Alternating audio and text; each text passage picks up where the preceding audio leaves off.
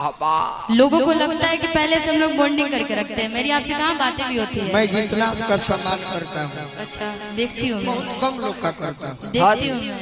वो मंच का बात छोड़ दो, सही लेकिन नहीं लेकिन बोलना तुम्हारा चाहिए। इज्जत करता हूँ दिल से धन्यवाद। दिल से। वो मंच पर मूड होता है, कलाकारी होता है, लेकिन तुम्हारा सम्मान करता हूँ और किया हूँ, ये तुम्हें पता भी होगा। करते रहे। और हमने तो जब स्टार्ट किया था डुइट गाने, हम दोनों गाने के लिए, तो हम सोचे थे कि अच्छा होगा, लेकिन आज के समय में जो देख रहे हैं इसी के लिए हम लोग डुइट थोड़ी गाए थे कि हर मंच पे झगड़ा लड़ाई लोग कर ले।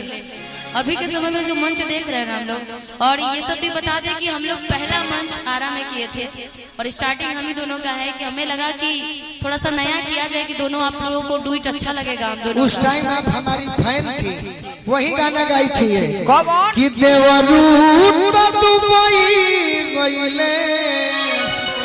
नहीं, उस टाइम में लोकगीत नहीं गाते थे, रियलिटी बता रहे, काली मैया है। इनका जब फोन आया था तो मैं उस टाइम लोकगीत नहीं गाती थी। उसी टाइम मैंने इनका गाना सुना और रियाज करके मैं गई थी कि यही गाना आपके सामने गाऊंगी, उठवा के ललिया कनवा के बलिया, ये गाना गाई थी आपके लिए।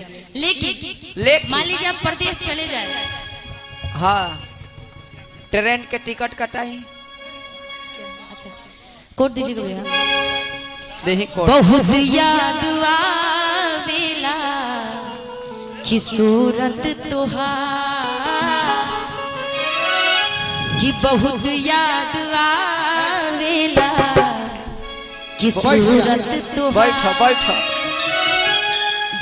जब आप हमारे साथ कार्यक्रम नहीं करते हैं, जैसे आप बोले कि 7-8 महीने बाद हमारी आज कार्यक्रम इनके साथ हो रही है। हाँ जी। और पहला कार्यक्रम हमको लग रहा है कि मई में यहीं पे हुआ था गोपालगंज, जहाँ देव भाई ने इस कार्यक्रम को सेट किया था, दीपू भाई ने। जान हो जान। लेकिन पूरी दुनिया जो फैंस हम लोगों से साउंड वाले भाई बहुत रउआ सीटी भरल बंद करी दी ना, वो ना मरे तरह के देखते। फैंस लोग के खास बुलाहट के कारण हाँ जी। आज हम दोनों यहाँ उपस्थित बने।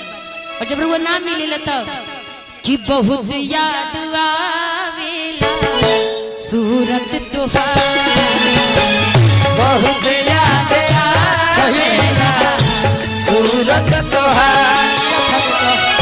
क्रिया अखिया के सोझा नाचे, अखिया के सोझा नाचे सूरत तोहार। क्रिया क्यों खाओ? हाँ ये दुनिया जानती है कि चाहे आप किसी के साथ मंच कर लीजिए, हाँ जी। लेकिन जितना कमेंट भाई हमें आता है ना आपके लिए, भाई मानना पड़ेगा, ये सब दुनिया वाले और जितनी भी चाहने वाले लोग हैं। लेकिन इन्हीं जब का तुम प्यार। नहीं रहते हो निशा, सच में हाँ जी। मुझे भी कमेंट आता है, खलता है बहुत। मैं भी कहता हूँ तुम बहुत याद आवेला सूरत तोहार, बहुत याद आवेला सूरत तोहार। अखिया के सोझा नाचे, अखिया के सोझा नाचे सूरत तोहार। बहुत याद आवेला सूरत तोहार, बहुत याद आवेला सूरत तोहार। तुम तो अपने मन की बात बता दी निशा, लेकिन मेरा भी कमेंट आता है, हाँ जी। तो हम अपने मित्रों से कह देते हैं क्या कि क्या कहें यार, धोखेबाज निकल जाती है, लेकिन इससे उम्मीद होता है। हाँ जी। तब कहते हैं आज हाँ हर हाँ। जगह में इनकी दर्द शादी। लेके प्यार में जी रहा हूं, दर्द लेके प्यार में जी रहा हूं।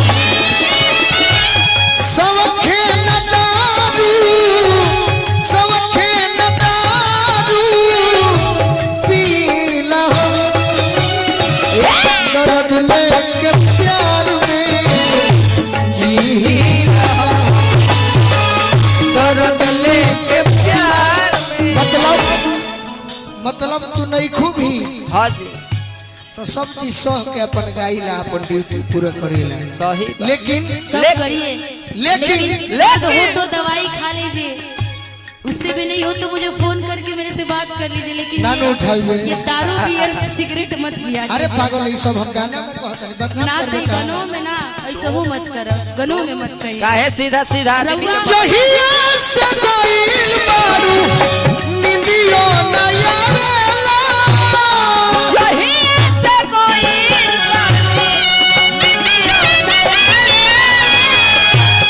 बढ़ला बेचैनी तहर याद नु सतारेला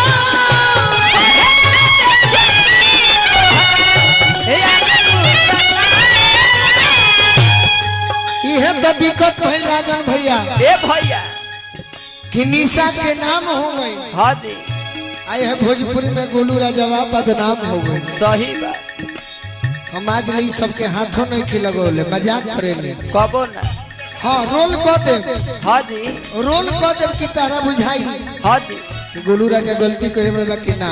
ना जब ले आँखी से मत देखी हम हाँ हाँ तब ले विश्वास सूर्य का मत तो किसी करी। का मजाल भी नहीं है, हाथ तोड़ना भी जानती हूँ, आंखें फोड़ना भी जानती हूँ, कभी विश्वास मत करी हो दूसरा पर। कबो ना कभी ना। जखमी करेज फाटल जखमी करेज फाटल सीला हो दर्द लेके प्यार में जीला हो दर्द लेके प्यार में जी रहा। निशा एक बात जानती हूँ हाँ शराब बन के कोनो जहाँ तो न बाटे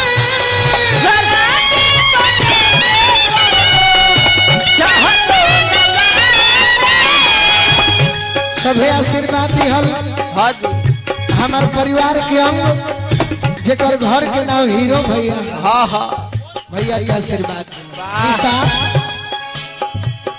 शराब बन के कोनो जहाँ तो न बाटे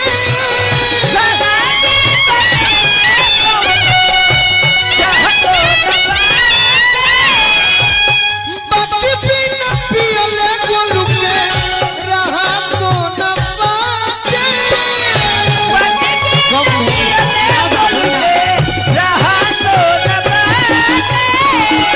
लेकिन ई दवाई निमन हाँ जी जे प्रेम कइले बा हाँ ओकरा धोखा मिल जाए हाँ जी तो ऐसे निमन दवाइयों नहीं खे गोलू भैया। ना गम भूल के दवाई गम भूल के दवाई लीला हो दर्द लेके प्यार में जीला हो दर्द लेके प्यार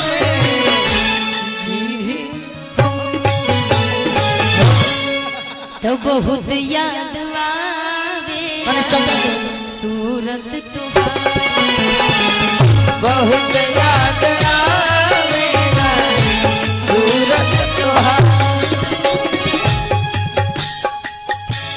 अखिया के सोझा नाचे, अखिया के सोझा नाचे सूरत तुम्हारी।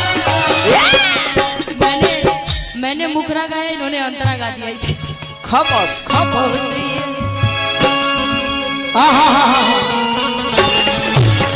डॉक्टर आर के ठाकुर हॉस्पिटल हाँ जी 500 रुपए का आशीर्वाद बड़ी लय तो निमन रहे कि गर्दा का बार जाई हाँ जी तू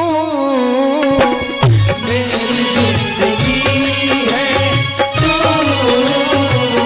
मेरी जिंदगी है जब मेरी पहली ख्वाहिश तू ही जिंदगी है तू मेरी हर खुशी है तू लेकिन मैं यदि आपकी पहली ख्वाहिश हूँ तो लेकिन पागल कभी कर शाम सारे मर्द। ढले तो मेरे दिल में